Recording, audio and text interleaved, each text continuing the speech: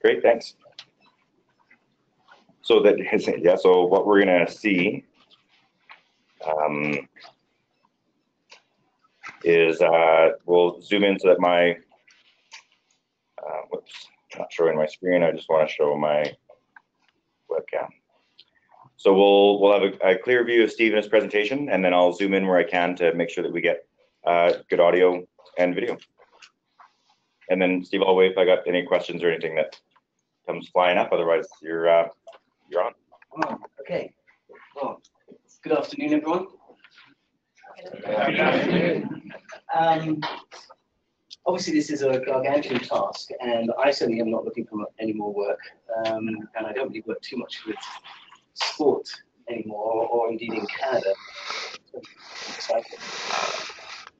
But this particular topic, I implore you to get some professional help with, at least at the level of some facilitated meetings. I think you will make massive strides if you have someone that can act as both a protagonist and an antagonist, and perhaps become your friend. And as you know, good friends will tell you the truth at times and make sure that you are challenged. So that's one of the first things I would definitely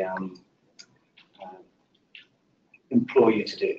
Now, I fell into the world of strategic planning purely by, really, I think, the start of the old performance enhancement teams, the old nomenclature that used to be used, and I think actually is actually starting to return a little, as there's been quite a backlash, I think, across the world against sport medicine and indeed certain sports science-dominated personnel. Moving back to a little bit more of a coach-led or driven, if you like, or facilitated role, which I think is a very good thing in terms of asking questions. Having said that, what I have done over the years is really sort of try to find what is my golden path of advice for people, what is my sort of thread that I would weave around with the groups that I'm dealing with. And I was fortunate last year to be accepted for the LEGO Series Play training. It sounds weird, LEGO, down at Silicon Valley, actually in Fremont. And LEGO, as you know, is a very philanthropic organization, obviously a Danish organization. 20% of their profits go to the LEGO Foundation to do good deeds around the world. And back in the early 1990s, it's a family-run or owned affair. The head of LEGO laid down a challenge to all the various divisions of LEGO to come up with some tangible aspect that would better the world, quite deliberately, just within LEGO. And Robert Rasmussen, the head of HR at LEGO Worldwide, came up with the idea if he and his team could come up with a system to make LEGO operate better, then that would generate a greater amount of money going to the foundation to do good things. So that was their plan. So they came up with utilizing LEGO, understanding the research behind narrative. And the reason why I'm telling you this story, because narrative will come back to all your stories and whether or not you will ultimately be successful. You need to understand that humans are hardwired neurally for telling stories. It's how we tell what we are doing. It's how we set a purpose. It's how we hand history down originally. You know, from the original cave paintings and telling the stories of the prehistoric man all the way through to the modern era. And if you truly want to drive strategic, you will have to tell stories to your community, to your clients, to your sponsors, to government, to whomever it actually is. It's why it's always so powerful. We've just gone through the Masters golf weekend, and one of the most important parts of the televised aspect of the Masters is the vignettes that they tell. We're used to it when CBC and CTV occasionally roll around the Olympics. They want to come and film our athletes at the most opportune times to be able to tell vignettes during the actual games themselves, because those are the things that really are the ties that bind the audience to the ultimate storyline of the games themselves and the performances. And that's really what sells things such as the Olympics. And many other endeavors in life are thinking about that. So I really want you to understand that in the LEGO Series Play, they came up with a way of telling stories by getting people to use their hands to build things and then tell a story around what they had built. And then they gradually lead you through this process to deal with the environment in which you're working and moving ahead. That's basically the essence of it. It became so successful that LEGO in the end had to spin it out of their company because they were being asked by were originally Bang & Olufsen, and then Volvo and Audi, and then GE and GM and IBM, and all these wanted to do it. So Robert Rasmussen actually took early retirement and runs Lego Serious Play for corporations and teaches it. And they run about 3 courses a year in North America for about 8 people. I'm very lucky to be in one with a whole bunch of really highfalutin business people, and had a wonderful experience. And that's become my golden thread of how I take people through. But there are thousands, and there's a terrific little book. And I promised Aaron that I was going to make a little PDF list of resources for you, websites and readings, that I thought would be helpful for you. And I will make sure that gets sent out to you today. One of those books is called simply The Decision-Making Process. It's a little hardback book, and it goes through all the different types of scenarios that you could utilize, and you sort of go through the sort of process of trying to find which sort of pathway would fit best for you. And then from there, I think you should open up, as I said, the discussion to a facilitator of some kind. And there are many good ones in Alberta, and we do it for a living. So I'm certain through Dale on the CSIs, you could get access to professional help. So that's what I'm going to start off with. I deliberately call it forward thinking. I know many people often go and geographically have a retreat to assess what they're doing and come up with some kind of strategic. I hate the word retreat because obviously basically sets the scene of wanting to go backwards. Now, there is certainly some merit in looking backwards as to where you've come from, but it is always to do with forward thinking. So I really sort of wanted to put that in your mind. I'm not going to apologize for some slides that if you've ever seen anything like in the last decade, I have some slides in this presentation that you've seen before, and I deliberately am doing that because I'm kind of somewhat going back to my roots and trying to simplify everything that I ever talk about. One of the key things for you is I hope you're here because you don't want to waste an hour of your life. You want to actually gain something. You're into Kaizen, you're into continual improvement and continual learning. And one of the key things, therefore, is to understand you in terms of your existence. And I know that sounds funny, but if you truly want to do the best you possibly can, you've got to understand your own, if you like, time of its things. So first off, the probability of being 1 in 400 trillion. That makes winning 649 look pretty damn easy, actually. Okay, and I would say you actually owe it to all the sperm that missed out to actually do the right thing. Absolutely. So as we go through this journey, and anyone who's paying attention to the Canadian Sport for Life, development, the American development model with our cousins in the South, you will understand this sort of process and where we might fit at any one moment in time. The overall span, according to statistics in Health Canada 2 years ago, was the average life expectancy for us. It was about, for males, 80 years of age, and for females, 84, which is roughly around 29,000 days and change for men, and 30,000 days for the ladies. So for me, that means I've got about 21 years left. 21 years, about 7,665 days. And so with things that sort of happened to me, I really had an opportunity for some retrospection. I really sought out some groups that I felt would really tell me the truth about me and reshaped what I've been doing over the last 3 to 4 years. And so with my 7,665 days, I'm absolutely determined to purely work with groups I want to work with, which doesn't mean to say they're always necessarily nice. There's a difference. I want to work with groups that want to change things, that want to move the marble forward, that want to have impact. And therefore I implore you, as you start to think about strategic planning, who are the people around you that you actually need? And they don't have to be, and I would suggest you, always the people that you concur with, that are your friends, because you will not come to the right conclusions if you purely surround yourself with like-minded thinkers. Okay? I'll come back to that. But of course, I don't actually have 7,665 days, because for 2,500 of them, I'm asleep. Now, whilst that may be forming and reforming some thoughts in my brain subconsciously, the reality is I'm not being productive. So I'm going to get into like CO2 production or something, bottle it while I'm asleep. The other 96 days that you see there, I'm actually sitting on the toilet. But of course, that is quality time, so I do get a lot of thinking done when I'm doing that particular aspect. So the focus for what I want to talk to you about is your impact. And how can you, with the time that you have, really make some impact? And you all know that little story about the tailor's tape, you know, that sort of cloth type of tape, and you put your thumb on the number that corresponds to your age now, which means you can't do anything about to the left of the thumb. That time has gone. That's history. Then you put your thumb on where you expect your life expectancy to be, given familiar history and all that type of stuff. A bit of a morbid thought. And basically, for some of us in the room, it's about that. Some of us that is, your views like that. And you can't do anything about to the right of the right thumb, because that's just fanciful, right? You know, that's a fantasy. We hope for the best. But this is the reality. And I want you then to understand that time is urgent. There is a sense of urgency if you truly want to have some impact, whether it's in your personal life, your professional life, or whatever it might be. How do you make sure that your organization then, we're going to have, that stands out from all other organizations? And I'm very concerned at times that people don't really understand that the fundamental aspect in this is your human resource. It's people that really make a difference. You don't need all the money in the world, and certainly if you're trying to create cultures of success, cultures of continual learning, instilling those type of values, living to a set of principles, you don't need any money. That's why coaches really need to be trained a lot more in the soft skills. But it's teaching the drills and some of the other technical stuff, that's great.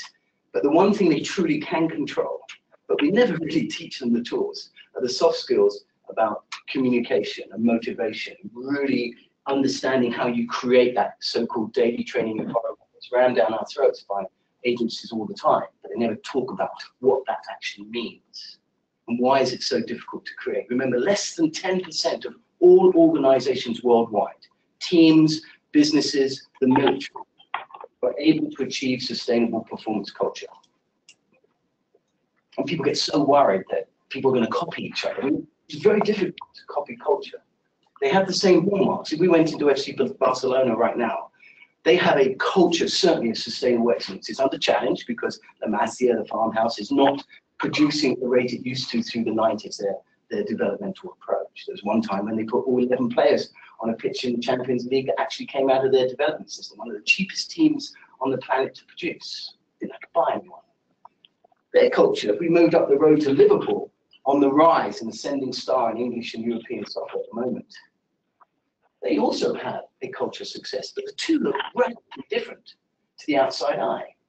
But if you actually watch their behaviors, you would come up probably with about 5 or 6 very common themes to them. That's what you need to understand.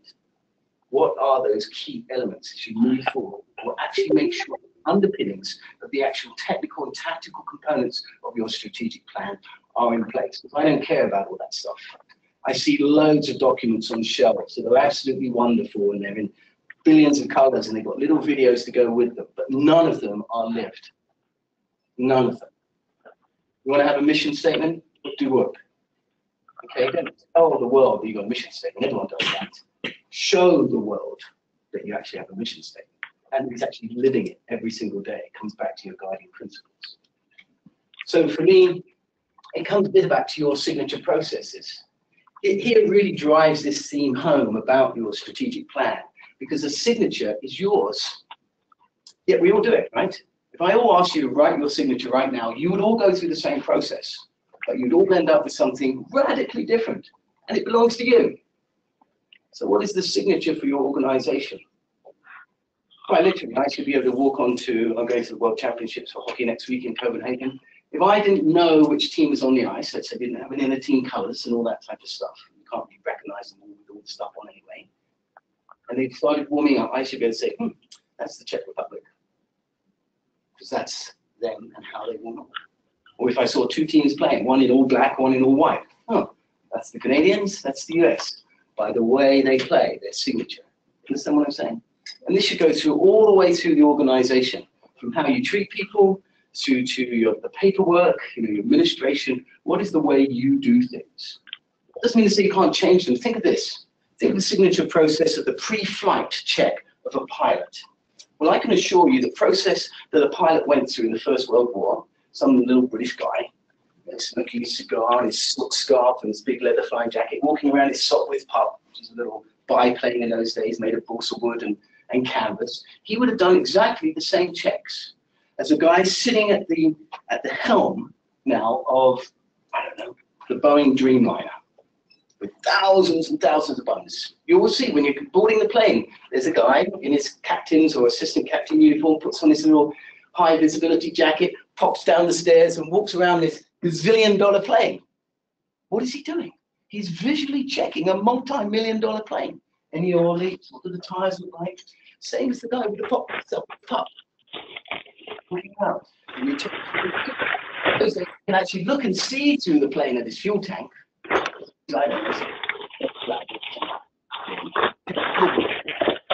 Nowadays, there's a massive manual. It's the same. It's a signature process to check that plane, and the process doesn't change despite increasing capacity. Sounds like someone's underwater. They're having a flood. Yeah, I just got to figure out how to mute everyone else. Okay. An example of this is I'm an international supporter of top prospect. Okay, currently lying fourth in the premiership. Okay? It's a family tradition to support this North team, and blow me down, I'm one of tens upon tens of thousands of international supporters, and yet the manager gives me a birthday card every year, signed. This was a previous manager, okay? But Pochettino, this last year, sent me one. A signature photo. These are the little things. This is a classic. I'm showing you to go from the macro to the micro of what it means to start to think about the process. And this automatically, if I'm going to read the end product of your strategy, I should get a real sense of what that is. And therefore know if I'm a consumer of your particular product, whatever it is, swim lessons to ski lessons to whatever, I have a sense immediately of what I'm entering into and what you believe in. So, strategic planning, my God, it's normally bewildering to everyone. The thing I really want to say is there is no doubt that anyone in any organization can live and breathe a world-leading strategy for your context. And people shy away from that. And we'll talk about a little bit about the volunteerism aspect later on. You as leaders are absolutely critical. And I assume you're in this room because you have some kind of capability of having impact on your organization as a leader. Don't shy away from that. The only thing I would say is the hallmark of great leadership is to be able to get other people, other organizations, other partners to do what you want to do without committing any of your resources. That is the hallmark of great leadership. Getting everyone on the bus, so to speak. You hear those phrases.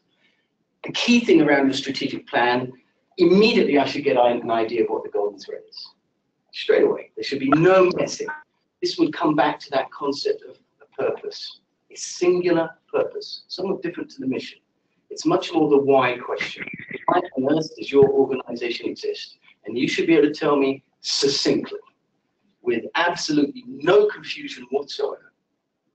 And people do not think about that. They start rushing to some of the micro elements. And often in sport, we rush to almost the lesson plan, rather than actually understanding why in the first place do you truly exist. And that probably wouldn't change much over time, unless you're an initiating company that is actually almost a start-off, and you'll go through various stages of evolution. But in most Canadian sport, you've been around since the dawn of time and not much has changed. It's a veiled criticism. Key thing is, what kind of leadership do you actually have? There's a time and place to be the dictator, but remember, if you really want to get people working, and most effectively, the Venn diagram of overlap of the human resource is important, and therefore inclusive styles of leadership are absolutely vital. And we tend to have very adversarial ones in Canada, from our funding agencies all the way down to local club level. I was just down in the Crow's Nest Pass yesterday with Richard Monet from Active Life, and we were talking to the municipality of Crow's Nest, which is 5 very closely linked geographically municipalities. And they have a beautiful 26-kilometer paved pathway where children actually in the summer months don't have to go near a car. You get from one community to 11. So the swimming pool is in one community, then the indoor ramped skateboard park and climbing wall in another facility. The schools are spread out across the 5. They could bike, rollerblade, skateboard all the way around town. And yet the communities don't actually talk to each other. There's not a central timetable for the whole municipality on access to facilities. Or for the first time ever, we had a meeting, and the curling people and the figure skating people and the hockey people were in the same room together, and actually we managed to get them to talk. Could they do things together? That's like we did in Nova Scotia a few years ago with Amy Walsh. Amazing. So, and from the leadership point of view, you have to make sure that you really describe what is this pathway to move forward with the timelines, a critical path, anchored to certain key performance areas which are nested a very few strategically determined key performance indicators. What are you going to try and do in the next 3 months? What are you going to try and do in the next 10 months? And lose the word try, of course, and replace it with do. Everyone has faced crossroads in their lives. And some of the questions that are key things you need to ask yourself, certainly the look back, where have you been? Where roughly do you want to go? Who are the people that you need to have? Remember, they don't always have to be totally chummy all the time. Okay, nothing wrong with conflict. It's well led and well managed. Absolutely vital for you. One of the questions I would always ask yourselves is, what are you afraid of? Because I do find, unfortunately, that many people do things so that they don't fail, don't make mistakes. You've got to actually turn that around. So yes, it's all right, very well to be afraid of things. You talk to some of the greatest heroes in combat situations. They're as afraid as the next person. But they have ways of coping and dealing with it. They know what they're trying to move towards. So if you're afraid of something, turn that on its head. How can we mitigate this? How can we move forward without it stopping us on that central purpose? So crossroad aspects, and there's some great models and elements to help you walk through. Where is the best direction for us to go? And just because you go in a certain direction for a while doesn't mean to say that you won't come to another set of crossroads later on and make a slightly different turn. As long as you're heading towards, in this euphemism, the sun, then everything will be good for you. Tom Watson, I always use this one for years and years, not the golfer, but the founder of IBM. He said there are 3 clear things that you will notice in any corporations or any groups that actually achieve some kind of real long-term success. One, they always have a very, very clear vision of what they want to eventually be. Number 2, interestingly enough, it comes back to the behavioral thing. They have a very clear understanding of how that vision actually behaves. The policies, the procedures, the guidelines around it, what is acceptable, what is not acceptable, key performance indicators. And then the third one, the real trick, is the best organizations start behaving like that vision long before they become it. So you want to change warm-up, you want to change diet, you want to change clothing, then you do it instantly. I'll come back to that effect in a minute and some of the lessons we've learned down south with their American development model. You have to understand this element, continual improvement. It's why we put it into, close to 20 years ago now, the original long-term athlete development, concept of Kaizen, continual improvement, which of course is wrapped up in continual learning. How is your organization going to be better in 2019 than it is in 2018? In 2020 from 2019 and so forth. And to get away from the awful aspect of having to deal with massive change at times. It's bad enough in sport where rules change, venues change, equipment changes, those things getting thrust upon us. You know, the clap skate many years ago in speed skating, for example. For some, a catastrophic level of change compared to those that were able to adapt, and then those coming behind who knew no different. As opposed to this continual creep of improvement, so that at least you have a mentality of continual improvement, so that when you have to face some of these bigger changes, it's not so much of a big gulp. And that's a big mistake, because no one likes change. And worse still for all of us, our comfort zone to deal with things has narrowed quite dramatically as we've aged. It's natural. I'll challenge you on this. When was the last time each of you in this room and in Edmonton did something for the first time? When was the last time? You think about that. In any field of your life, when was the last time? And challenge yourself at least once a year to do something pretty profound for the first time. Push yourselves. I use this sequence of slides a lot just to drive this home. So maybe this is a euphemism for your organization or your team or whatever it might be, or if you're in charge of coach education. You can see it's instantly recognizable as a sandcastle. So it's instantly recognizable as your organization. You know your logo, you know what you stand for, it's got a nice firm base.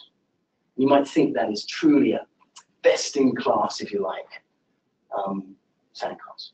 But of course, if you turn around and walk 100 meters down the beach, someone's done that. But they've done it with exactly the same stuff that you have available. It's sand. That's all it is. Maybe they had a bit more help, human resource, and they managed to get a team together. You got a couple of guys that are really good at doing little pinnacles on top of towers. A couple of good guys that could do steps. A couple of good guys that came up with the original plan. A couple of little kids making like wet sand off in the background for the really stodgy bits. Those type of things. And you might think that, well, that's a world-class sandcastle. And most people agree with you. But unfortunately, across the other side of the planet, your competition has just produced that. And that's a world-leading sandcastle. Or at least it's a world-leading sandcastle right now. Because if I task you over the next half an hour to come up with a better sandcastle like that, I guarantee you can do it. I guarantee you can do it. So start to think a little bit differently. There's nothing stopping you to do things with good people. And by good people, I mean people who are accomplished and are prepared to pull the trigger on things and actually do things, not just talk about them. I'm one of the worst at that. I spent years until I sort of saw the light, living way too much time inside my own head. Lots of ideas, never capitalizing on. So Jim Emmerling is, I've had the good fortune to hear him speak a number of times, and we're using him coming up for us with the PGA in the United States. He's really a phenomenal change agent out of San Francisco, and in discussions with him, there are lots more, but these are ones I've pulled together as well, and he talks about 5 critical elements around starting to get your organizations and yourselves to think about change and moving ahead. First one, of course, is this aspect of purpose. Inspiration through purpose. So if I were to ask you, it comes back to why you as an organization exist. What is that thing that is truly inspirational as to why you exist? And you need to put very careful thought into that. It should be so obvious as soon as you say it that everyone immediately gets those goosebump moments. It's more succinct and more powerful than the elevator speech. So it needs careful thought.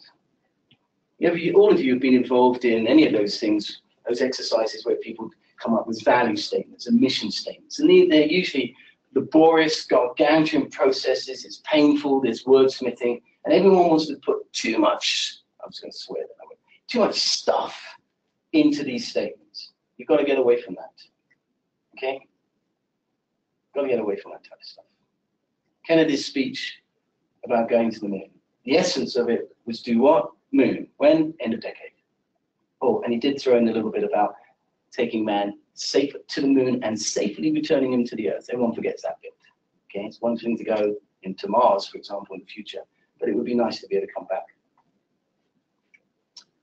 The next thing is, and I use it from, I talked about pulling the trigger earlier, but I'm going to use the poker euphemism.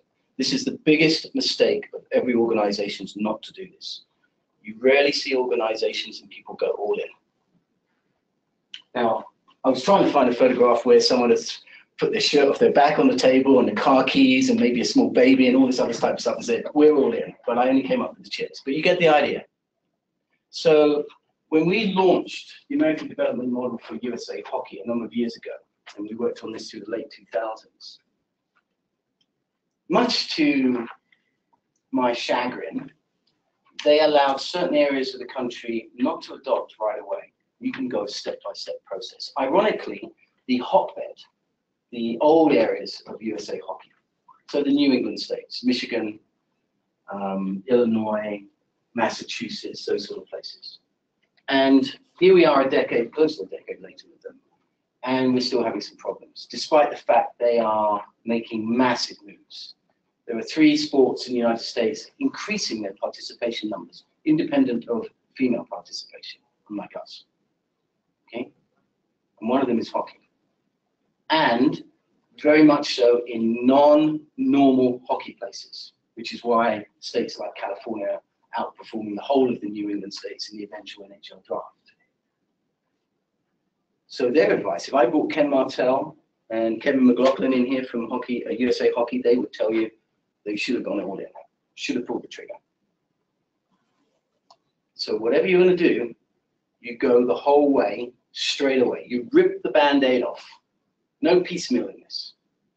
And particularly if you're dealing with, and I'm taking the leap of faith, of course, many of you have age groups coming behind, because subsequent age groups, once the Band-Aid is off, will not know any different as they come through the system.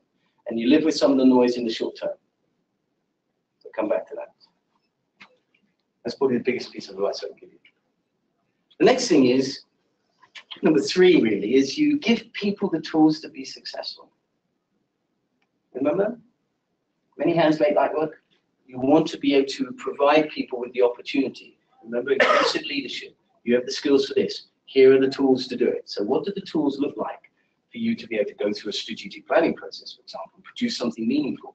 And then as you create this society or whatever collective you're forming for the future, the same behaviors stay.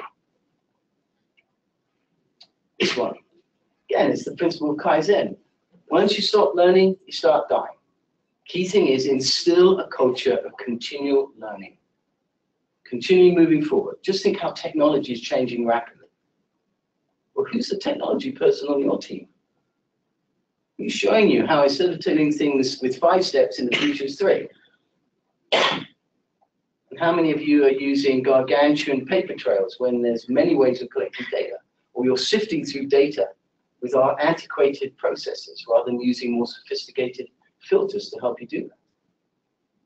Because these are happening elsewhere in the world. There's a world outside your door. And then the final one for me is this aspect of the inclusive leadership. And inclusivity of leadership clearly comes back to you as a leader having a very clear path with the accountability framework on that pathway with the key performance indicators and tasking people to do certain things. That's why you need the tools. Go off and do this, because simultaneously we can have 5 people doing a number of things and arrive at a point in time ahead of the game, rather than having to do things in sequence all the time. So, where do organizations fall down, in my humble opinion? Well, first off, I rarely see purpose. I see vision statements, I see mission statements, I see usually a set of values, and absolutely complete incongruity between what they say and what they do. And no sense of purpose, nothing inspirational at all. And they all sit on the bench, on the thing, even the LTADs, for most sports in this country. Oh my God. They all look the same, they all use the same colors, the same language, they all start the same. It's amazing, all organizations, even the way that it's organized at times. They say skill is the most important. Then why do you have a bunch of physiology at the start of every chapter? If it's about skill, tell me about skill. How are you going to do that with a bunch of 5-year-olds? What does it look like? So purpose is absolutely critical for you. Guiding principles. Guiding principles. More so than a set of values. Values can be ensconced, if you like, within the guiding principles, but it's almost a set of 5 statements that if I looked at your organization, from how you operate financially, to the field of play, to the daily training environment, to your equipment guy, or whatever it might be, every decision that's made in each of these areas, you can attribute to one of the guiding principles or several of them. That's living and breathing your plan. And remember, values aren't necessarily the savior, just having a set. You know, a few years ago, we did a little presentation down on the floor, and it was about the time of the second of the economic collapses, and I made the statement that, you know, Enron had values. Where did that get them? Clearly, none of their CEOs and their C-suite guys were actually living those values. And all the other mortgage people, Fannie Mae and Fannie whatever, down in the States, clearly not living their values. Goldman Sachs, Merrill Lynch, all questionable. So live them. Here are the guiding principles, just as word statements, for the PGA, the Masters, the LPGA, PGA Tour, US Golf, and Golf 2020, which is the industry, have come to agree around their golf ADM in the United States. They want to see clear, purposeful leadership that's inclusive. They want to maximize their partnerships in every opportunity. Who has the skills? Who has the strengths? They will work around determined actions that they agree upon as a partnership. They believe strongly in communication, which means information and dialogue. One of the problems in the current world, as you all know, around the type of communication we say we're having, email. For anyone who's an expert in the area, will tell you it's not a form of communication per se. It's just simply sending out stuff with no guarantee necessarily, even if you get a little check mark that actually someone has understood or acted upon it at the other end, or even wanted it in the first place. Engagement and involvement of everyone. Doesn't mean to say everyone gets their way. We shouldn't be frightened of that. Kaizen, continual learning, and what is the value proposition of having an ADM? So they have a statement around how does that affect a PGA professional? How does that affect a municipal course, a private course, a driving range, a golf shop, a golf manufacturer? How is this going to help the community at large? Because they're seeing this as their golden path. Interestingly, we're talking about this as a method to increase mass participation across the age span of golf in the United States, which is under serious challenge. The last 5 years, more golf courses in the United States have closed than have opened. And it comes back to this then. As you start to walk around the underpinnings, and notice we haven't talked anything about the actual technical elements, the underpinnings of the ethical leadership around the documents and the vision, the purpose, the pathway that you're going in. And it comes always back to purpose and guiding principles. And why is that important? Because surely each one of you, so we have representatives from sliding sports, from gymnastics, from whatever, your brand, who you stand for, whatever the brand is, your logo, are you the trusted source of information? I actually sit on the board of winter sport, and it's amazing the level of distrust between the various parties that are involved in that particular couple of sports. From the athletes, to technical staff, to coaches, to former athletes, to whatever. So we're not, as a NGB, a trusted source of information. And yet surely for all of you, no matter what level you are, provincial, national, local club, or whatever it is, you should be the trusted source in your area. People know if they come to you, they will get good information, solid information. They may not always like to hear what you're telling them, but they know where you're coming from in terms of that information. I remember in marketing, people will talk about the brand is everything and everything is the brand. But more importantly, the brand is everyone and everyone is the brand. So if you put the shirt on with the logo, that means you are adopting, and you have to hold people accountable to that set of guiding principles, that way of behaving. And it doesn't have to be perfect. People always want to get worried about stuff. Oh, it's got to be perfect. No.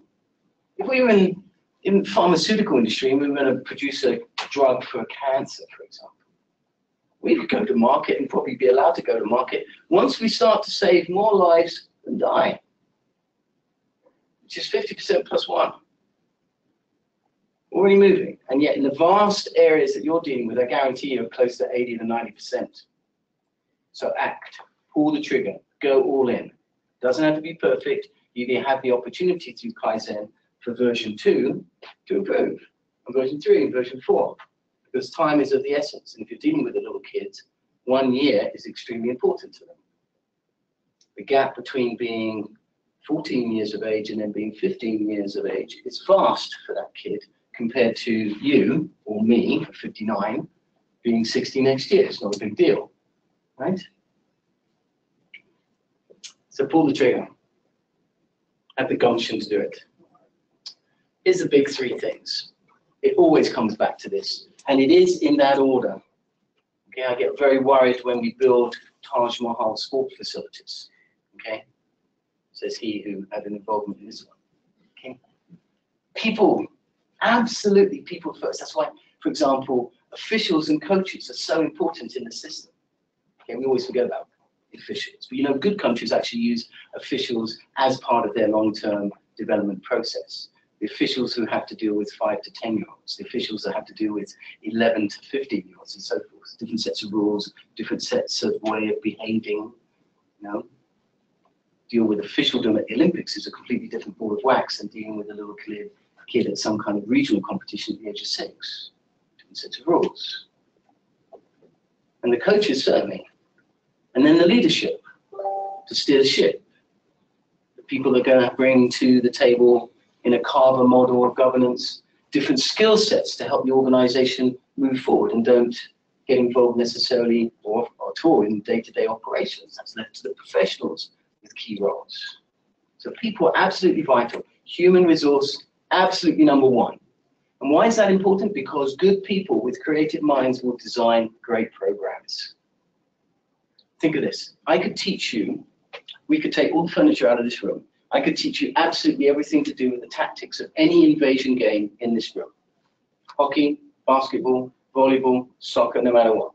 You can play with a little, remember as a kid, so you didn't break stuff at home, you used to make those little woolen balls, you know, you get the cardboard in a circle and then wind all the wool around, tied up, and then cut it through and make a ball, and then you could kick it around the living room. Yeah. No? Oh, I did that. Anyway. So we could get some wool balls in here, and I could teach you everything to do with tactics. Invasion into the opposing end, which is basically the game theory, and stopping it if you're on D at that time. Okay? Teach you all that type of stuff. We could even teach you some skill. I could get you in with some wooden hockey sticks and wooden Swedish training balls. We could teach you some of the technical elements of how to deal with and implement on another object. Right here. So you don't need the Taj Mahal, you just need creative people to design those programs. Everything. We could teach you cartwheels to a kid who's never done a cartwheel anywhere on the planet almost. You don't need a gazillion-dollar gym to do it. There's a time and a place, a gradation when you need to go to that. You understand what I'm trying to say? And then finally you move to the places. But even in the sequence I've just described to you, you can get after a pretty good program with just having a box. And it's only when you need, and there are relatively few sports that really need, until top-class competition, a singular purpose facility. Some of the winter sports are a little more challenged that way, but even there I would argue some challenges. So think of this, and as I walk through reading your strategic plans, I would hope that this type of mentality would permeate that. You are the people. Every person you touch, in every facet of your business. What are the type of programs that are going to be aligned? Where's it coming from? And if you have that, then you start to bring in the financial aspects to it, don't you? And you overlay more of the granular things, the type of programming, the multi-year programs, the type of competition format that you actually expect to see in a particular domain. The other thing is, you almost also always should look at yourselves in a very insular way and have the hashtag can't blame whatever. So you can't blame parents, for example, because how many organizations truly inform and have a dialogue with parents? What does Parenting 101 look like for your organization? What does can't blame sponsors? Got no sponsors. Well, what have you done about it? They're always getting hit up in the same way. So how can you be novel? How can you be purposeful? How can you make sure that your purpose statement makes them have goosebumps too? And they want to be involved. This comes back to that communication, and I talked a little bit about that aspect, the information and dialogue component, not simply communicating in one way. I'm doing a little bit of a review for Swim Alberta and Swim Ontario at the moment, and this is a big hiccup, because I talk to some of the professional staff in both organizations. Yep, here's all the emails they sent out. Here's the electronic newspaper. But they obviously have a group of people, from parents to coaches to kids, that don't read. If you really were harsh, of course they can read. They're just not reading the stuff these two organizations are sending, because it's all there. So clearly, they're not communicating. And yet, they think they're communicating because they press send. So you need to give really good thought. You need to make sure you have a feedback loop that comes back around to make sure that you can check on the fact that did everyone understand and get and inwardly digest the information that's being sent? And what about the information coming back from them in general that you haven't thought about yet? What are the avenues for that? So these are areas where I see organizations really falling down. So this aspect of informing and then having a real dialogue. The other thing that is disturbing, but it's true of the whole system in sport, of course, and particularly even down to the age group ranks, the difference between lag and lead metrics. What I mean by a lag metric would be the number of medals won at the Olympics, okay? But it forgets all the lead metrics for eons before that, years, months, whatever, that actually leads to the conclusion of that process. And so you need to become very clear experts, and within your strategic plans, both in the rollout of the strategic plan, as well as the elements within the strategic plan, a very clear pathway that shows your lead metrics, which, whilst not giving necessarily a foregone conclusion, if you're looking at performance results of the lag metrics, would lead you and any reader to think that, yeah, there's a possibility of getting to that lag metric. You understand what I'm saying? And that could be anything from increasing participation numbers, increasing your war chest for a rainy day, obviously more sponsorship and all that type of stuff, building a new facility. What are the lead metrics to get to that end result? Rather than always just simply concentrate on that lag one with no way of understanding. It's like doing math in school. Why does the school teacher always want to see the working? Because then there is a much greater reliability if the working is always right, that you're going to get the right answer compared to a kid just giving you the right answer. How did the kid do it? And then you get to something more difficult, and then now the kid gets the wrong answer, but you still don't know how they did it. And that's a euphemism for understanding performance sport, the performance sport review. You know how you got to the result, good or bad. Brings us to this. I've talked about this particular book for years. Organizations do never seem to effectively deal with the assholes, inside and outside of their organization. And as Giuliani said in his book on leadership many years ago, stand up to bullies. Stand up to bullies. So many organizations held back by this. And Professor Sutton at the Harvard Business School talks about having to hit the hazard warning lights. You're going to have people take pot shots at you. And these things. So this is actually the cover of the most recent edition of the book. Okay, as I said, he's a professor at the Harvard Business School. This is a serious book. The Dirty Dozen, common everyday actions that assholes use. And you can use a better phrase than that. You don't have to be as assholish as I am when I say it, okay? You can use something else, just troublesome people, loud people, all that type of stuff. They use personal insults. They invade personal territory. They have uninvited physical contact with a person that stands right up to your face. Threats and intimidation, both verbal and non-verbal. Sarcastic jokes and teasing used as an insult delivery systems. Withering emails, probably all have experienced those. Status slaps intended to humiliate their victims. Public shaming. You know, this, interestingly, this is awful, this one. There is now compelling research, particularly in the affluent, that public shaming through social media is actually changing people's behavior. There was a case recently with a woman who's fairly affluent, Mercedes and all that, in the United States, who was making her children cycle to school. Good thing. A good thing to cycle to school. She perfectly, they had the means, they had the nanny at home, so the little one could be looked after. She could run the other kids to school, but she was shamed by other mothers at this school. Don't you realize this is dangerous for your children? And she backed down. This is horrific stuff that needs to be dealt with. Get after the assholes. I would have had no compunction. In my new life, I do not stand around for that type of rubbish. Rude interruptions. Two-faced attacks. See them all the time. Dirty looks. Treating people as though they are invisible. And you probably have experienced this in your lives. The key thing is at times, even if it's inadvertently, have you done it to others? And if we're all honest, we probably have occasionally. It comes back to your purpose and your guiding principles. Do you live it or not? Here's the cost of assholes. So actually, Robert Sutton coined the phrase, the TCA, for corporations, the total cost of assholes as the bottom line. And Georgetown University did a survey of this, okay, because they use this book in their business school. Through a poll of 800 managers and employees, Georgetown University identified the effects on the workers who have been on the receiving end of incivility in their workplace. Intention, and so this is what the workers do who have been exposed to asshole behavior, okay? Intentionally spent less time at work, 47%. I've done it. I've deliberately come out of my office at times, wherever I was located, and walked away, walked around, because I knew people were going to be around. They intentionally decrease their work ethic, 48% of the time. I mean, why would you work hard if you're surrounded by assholes? Their work suffered. Lost loyal to the organization. Good grief. We spent 40 minutes talking about having an environment that is purposeful and positive, even if it is challenging. And yet this big one, 78% losing loyalty. You're not going to get to a nice daily training environment with a lack of loyalty. Again, Giuliani says that loyalty is the vital virtue. Everything from your personal relationships to your professional ones. Loyalty. Lost time avoiding the offender.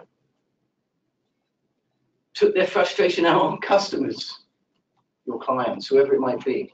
Okay? You bound into the ice arena, buoyed up to give the greatest training 20 minutes you can to this bunch of 5-year-olds, and then suddenly in your face is an asshole who sucks the living daylights out of you.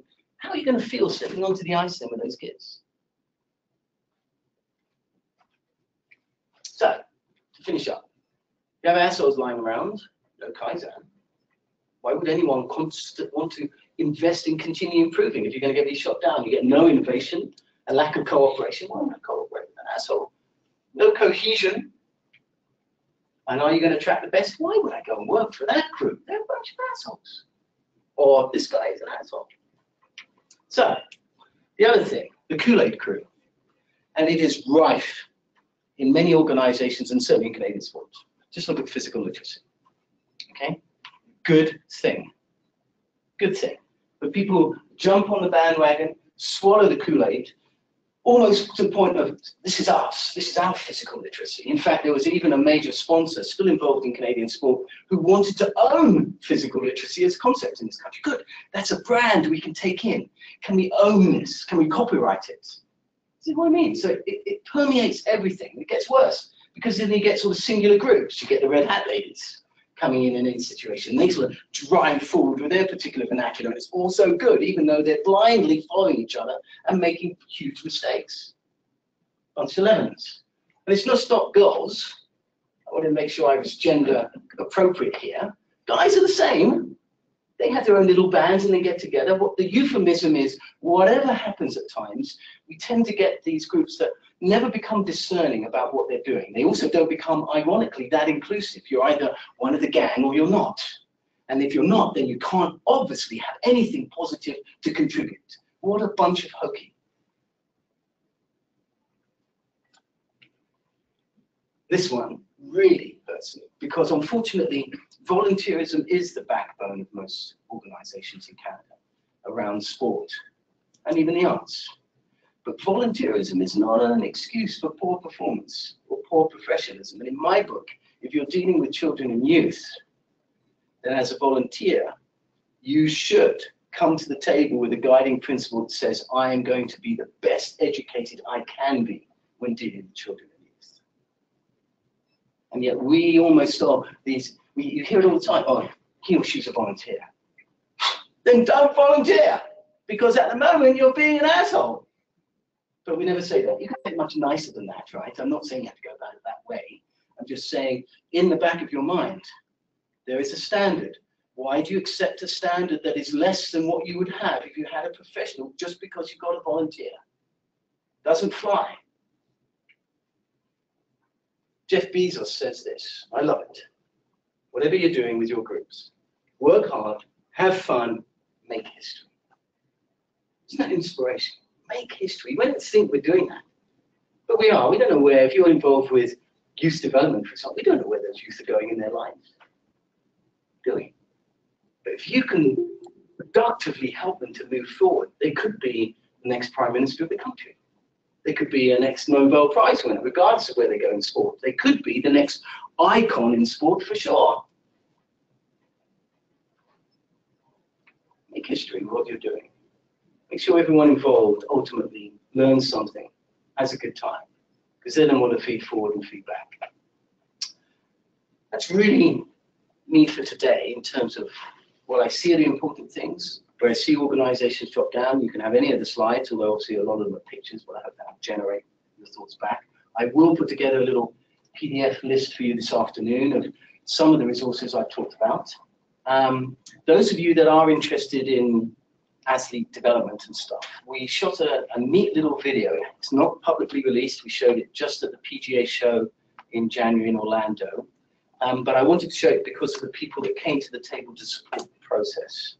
And I'm showing you for two reasons. One, I think it's informative, and two, to lay down the challenge to you as we go through the re-evaluation of LTAD across the country.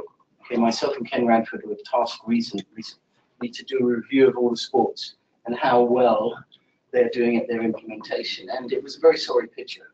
But it's a sorry picture not because of the problems of the sports, it's the way we've gone about that process. We've not equipped everyone right from the get-go with the right tools, for example. It was just sort of imposed from above rather than working with our communities, which is where the bulk of it learned. So if you've got a couple of minutes, can I show this? Excuse me, for my end, sure. Yep. Yeah. Okay, here we go. Okay, so shot just before Christmas. These two characters, you'll recognize them instantly. It is, of course, very rah-rah, okay, because it is from the USA. You'll see a gentleman I have a great deal of respect for, Dr. Brian Hainline, who's the Chief Medical Officer with the NCAA, and I was lucky enough to spend some time with him last year in Indianapolis, and then he actually single-handedly, well, not strictly true, with a group who actually wrote the long-term player development guide for USA tennis, which has seen quite a lot of traction worldwide, and the introduction of 10 and under tennis and all those type of things. So, but as I said, it's very strong. Here we go.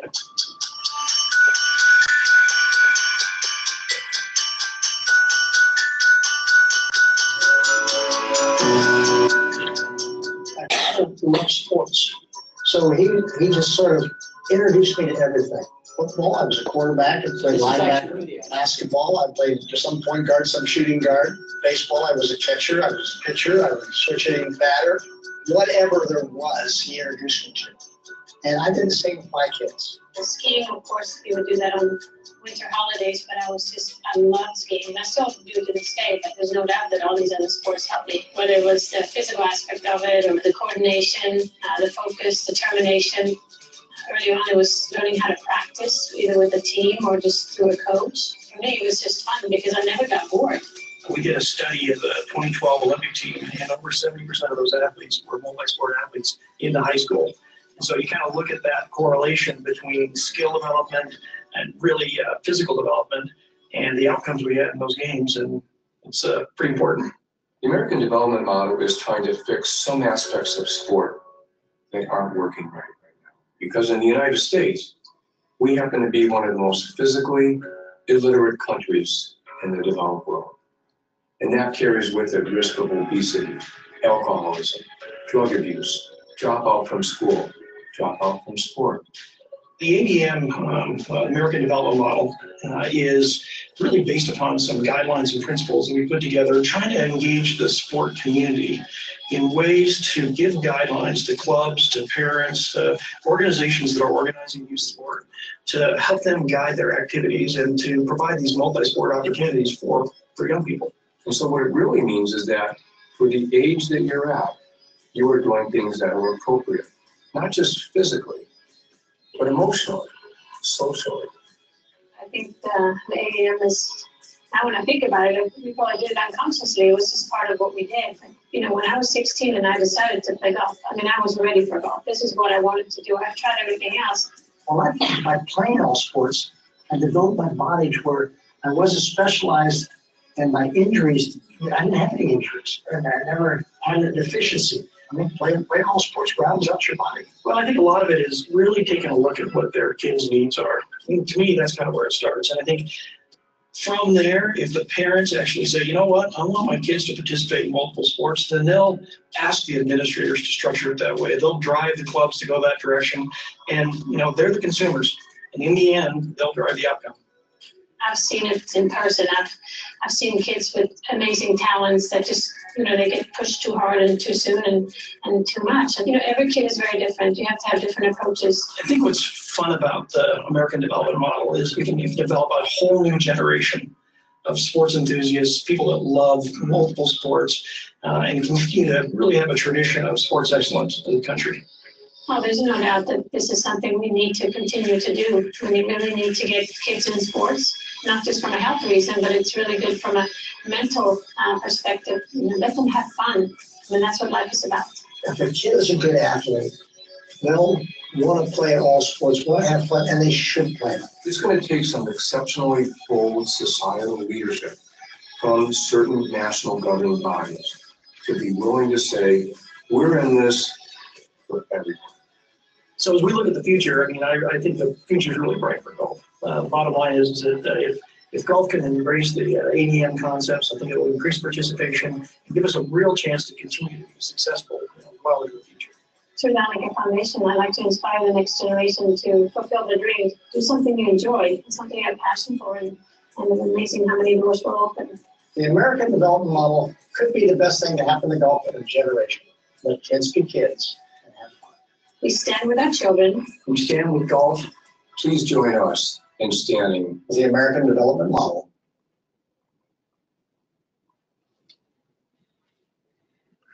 So thank you very much. We're going to do some questions if people want. I do have a question from Vicky here. I can rattle off, I think. One sec. Okay. So Vicky's question was, when you say the sport organizations need to be a trusted source, can you address how this might be initiated when we live in mistrusting and fragmented environments? Well, first off, that is the key thing, is to actually have that two-way dialogue. What I also find is that the ability to get to information that people need at times can be extremely difficult.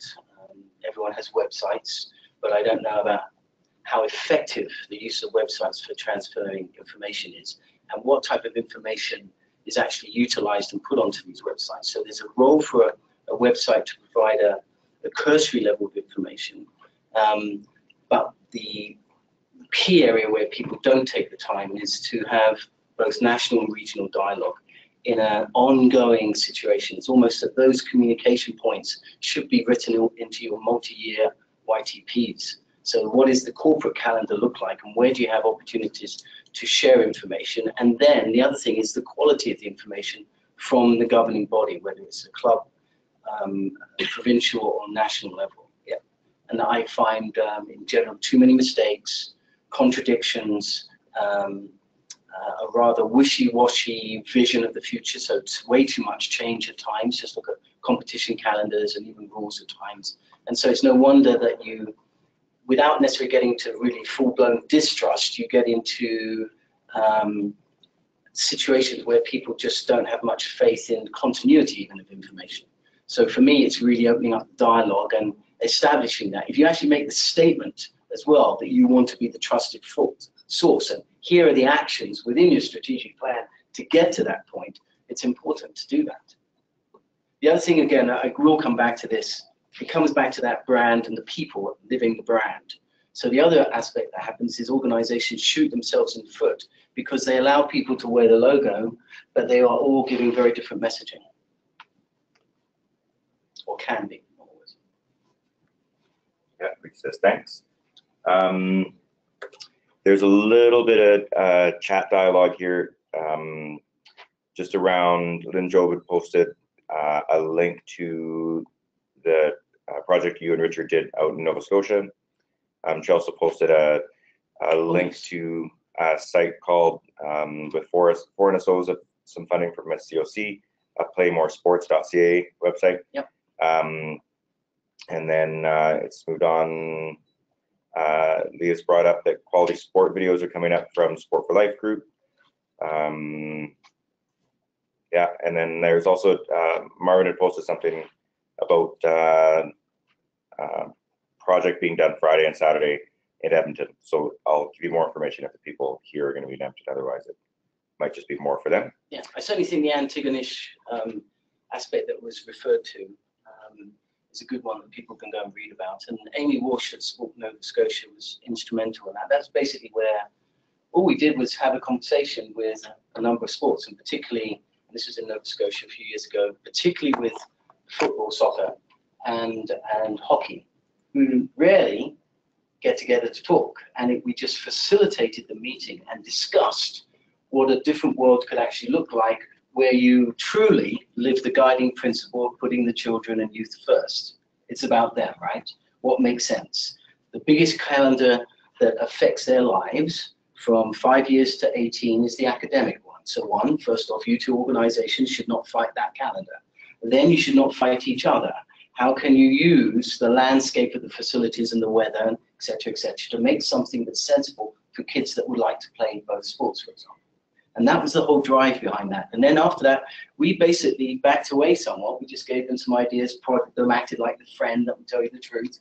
And with Amy from Sport Nova Scotia being the sort of the go-between between the organizations, they've run with the ball. And then they've done some pilot work out in Antigonish, and I believe that's on activeforlife.com.